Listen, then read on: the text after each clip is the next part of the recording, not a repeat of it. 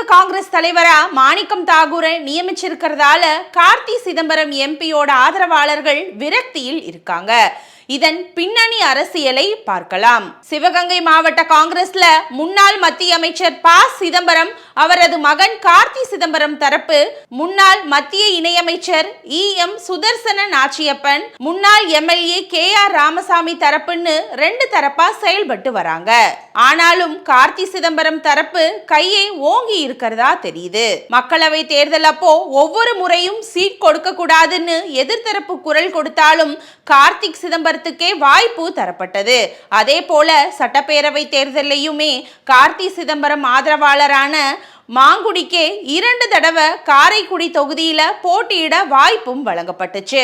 ஆனா இந்த தடவை மாங்குடி தோல்வியை தழுவினாரு. மேலும் தனக்கு எதிராக செயல்பட்ட மாவட்ட தலைவர் சத்தியமூர்த்தியை மாத்திட்டு தன்னோட ஆதரவாளரான சஞ்சய மாவட்ட தலைவரா நியமிச்சாரு கார்த்தி சிதம்பரம். அதே போல வட்டார தலைவர்கள், நகர தலைவர்களும் அவரோட ஆதரவாளர்களா தான் இருக்கிறாங்க.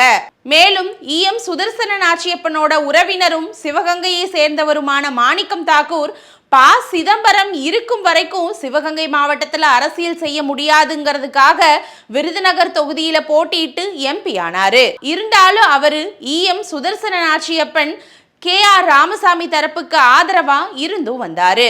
அவரும் கார்த்திக் சிதம்பரமும் காங்கிரஸ்ல எதிரும் புதிருமா தான் இருந்து வந்தாங்க. இந்த நிலையில தான் தமிழக காங்கிரஸ் தலைவரா மாணிக்கம் தாகூர் இப்போ பொறுப்பேற்றிருக்காரு. அவர் இனி சிவகங்கை மாவட்டத்திலும் அரசியல் செய்வார் அப்படின்னு அவரோட ஆதரவாளர்கள் சொல்லியும் வராங்க. இதனால தங்களோட பதவிக்கு சிக்கல் வந்துடுமோ அப்படின்னு கார்த்திக் சிதம்பரம் ஆதரவாளர்கள் விரக்தியில் இருக்கிறாங்களாம்.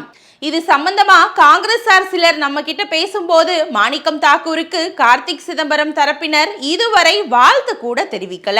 இது சம்பந்தமா மாணிக்கம் தாக்கூர் கிட்ட அவரோட ஆதரவாளர்கள் புகாரையும் சொல்லியிருக்காங்க.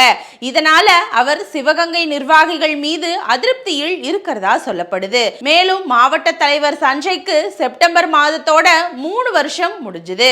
அதுக்கப்புறமா புதிய மாவட்ட தலைவரை நியமிக்கணும். இதுல மாணிக்கம் தாக்கூர் தன்னோட ஆதரவாளரை நியமிக்க அதிக வாய்ப்பு இருக்கிறதாவும் சொல்லப்படுது. ஆனா அதற்கு கார்த்திக் சிதம்பரம் முட்டுக்கட்டை போடுவார். ஏற்கனவே சத்தியமூர்த்தியை மாற்ற அப்போதைய தமிழக காங்கிரஸ் தலைவர் அழகிரி முட்டுக்கட்டை போட்டாரு.